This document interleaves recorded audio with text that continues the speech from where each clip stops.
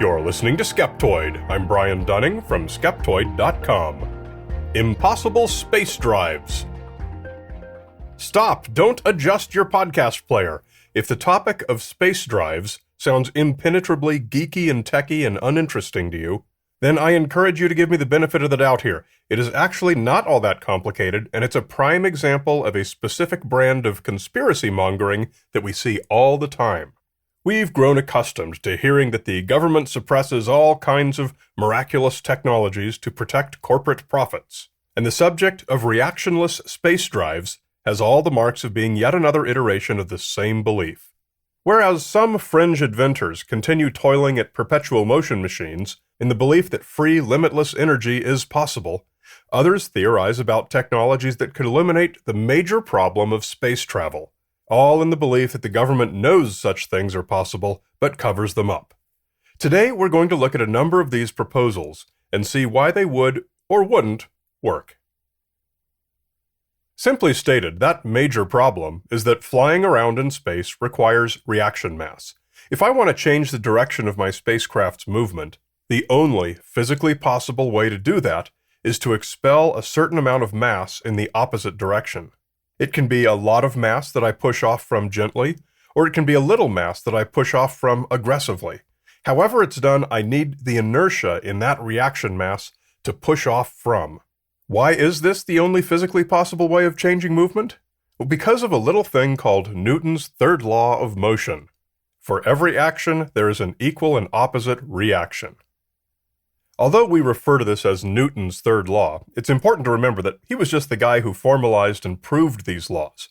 I often hear advocates of alternative sciences say things like, well, who says Isaac Newton had all the answers? Since when does he know everything? Well, we mustn't conflate the laws with the man. These are the most thoroughly proven physical laws we know of. The math adds up every time. There is no hypothetical in all of physics or in all the observations in nature in which an action can be shown to lack an equal and opposite reaction. It is an absolute physical law of nature. We can wax philosophical and say there are no absolutes, but when it comes to math and physics, there are. In short, to those who question the inviolability of these laws, having a YouTube account does not give you power over the physics of the universe. If I want to travel to a distant star system, I need a huge amount of acceleration in order to overcome the enormous distance. Immediately, the problem becomes clear. If I plan to expel that much reaction mass, I have to start my journey with an impossibly gigantic cargo of reaction mass, which has so much inertia that I'd never get started. The idea of space travel depicted in science fiction requires a space drive, our name for a hypothetical reactionless drive system. Wouldn't it be spiffy if we could zip around space without the need to carry or constantly expel any reaction mass? Of course it would. So the result is that we see something found in nearly every walk of life: eager people searching for magically easy solutions to difficult problems, usually without understanding the depth of those problems. Thus, today we are awash in proposals, patents, and prototypes for reactionless space drives, not a single one of which, according to the laws of nature, can ever work. For the purpose of this discussion, we should clarify that there are methods of changing the movement of the spacecraft that depend on external forces. And so, strictly speaking, they are also reactionless drive methods, though clearly unrelated to the motors that are the subject of this episode.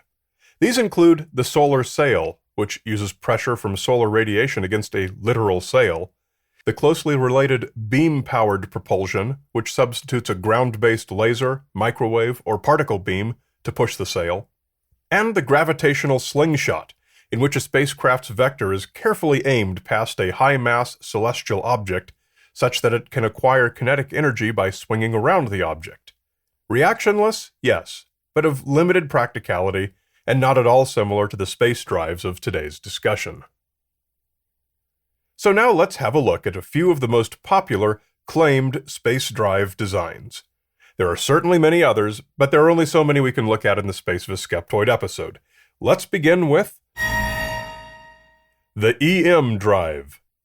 This one perennially gains headlines because someone seems always able to persuade researchers at NASA or various universities to verify experimental results that appear to show success. The EM drive is the most famous example of a broader category called an RF resonant cavity thruster. All depend on the principle of microwaves, or other radio waves, bouncing around inside a closed chamber, which is shaped in such a way that the pressure of the bouncing waves will be greater on one interior surface than on the opposite one, thus pushing the whole system.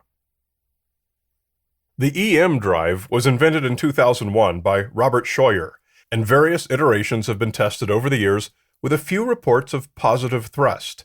Uselessly infinitesimal amounts, but still positive. These have been followed up with replication attempts. So far, they always fail, and a variety of measurement and experimental errors always crop up to explain the positive result. These have included thermal heating, electromagnetic interference, and others. Headlines you see, and will probably continue to see, extolling the EM drive as some kind of successful new breakthrough, really just refer to these unsuccessful replication efforts. A common analogy explaining why the EM drive can't work is that of sitting inside a car and trying to make it go by pushing on the windshield. There is no physical way for the waves inside the chamber to push against one wall without an equal and opposite reaction against the other surfaces. The gyroscopic inertial thruster.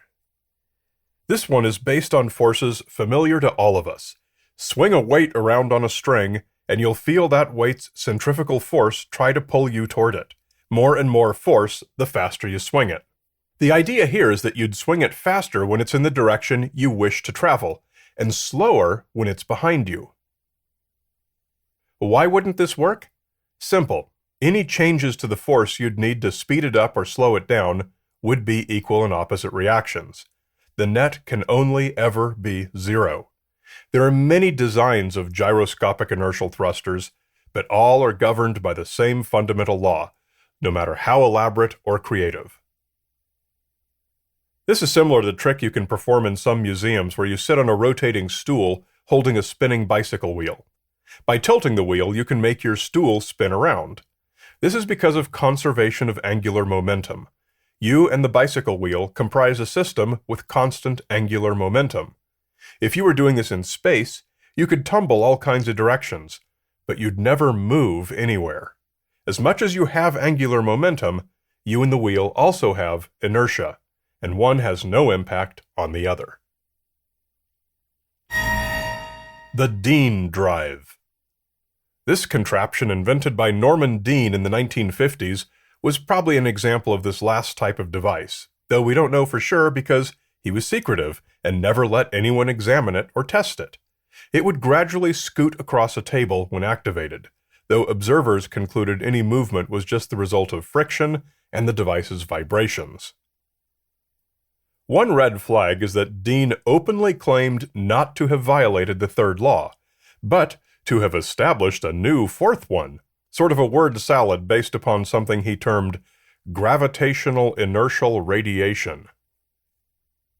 As Dean's device was promoted mainly by the editor of a prominent science fiction magazine, a trend among science fiction fans has become to refer to all reactionless space drive concepts as Dean drives.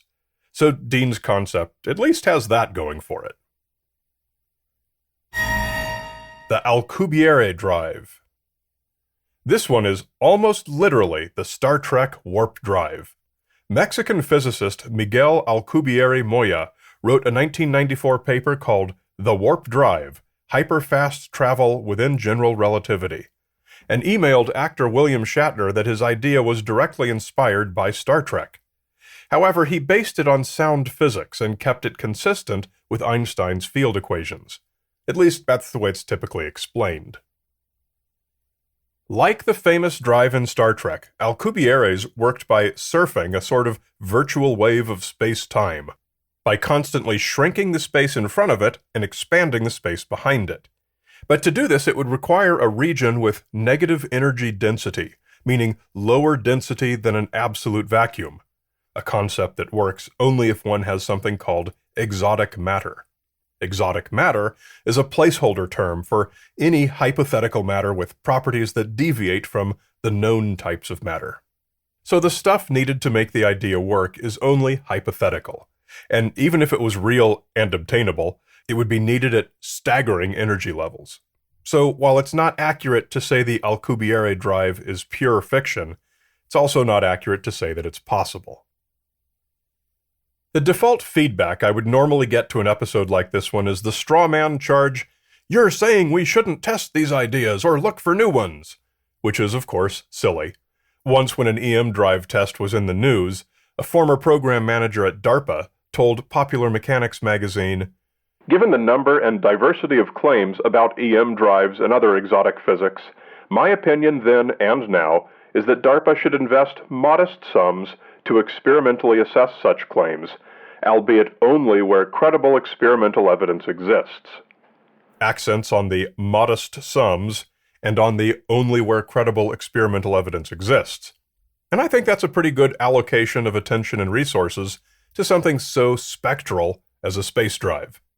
Evidence lacking, any claims about having beaten the laws of physics can probably be safely ignored. But if someone does find something that's measurable, then it's certainly worth taking a look. It's not likely we'll find the laws of nature have been broken, but it's plausible that some interesting side effect, not previously predicted, might have been discovered. Nevertheless, you can probably rest safely in your skepticism of the next big headline trumpeting a breakthrough in reactionless space drives. It's a cliché, but it's nearly always proven true whenever people claim to have surmounted the laws of nature and come up with some miracle contraption.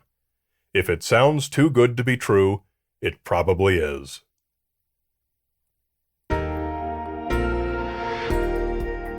But some people are every bit as good as they seem. Skeptoid's premium members, like Brienne, Nancy Alexi, Rick Hodge, and Noah Fehrenbacher. Thanks so much for making Skeptoid possible and being my partners in sharing the tools of critical thinking. But one quick question for all of you listening.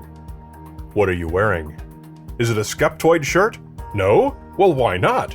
Come to the Skeptoid store and take a look at the Skeptoid logo shirts and more. We've got all the styles, sizes, and colors. Skeptoid.com/store. You're listening to Skeptoid, a listener-supported program.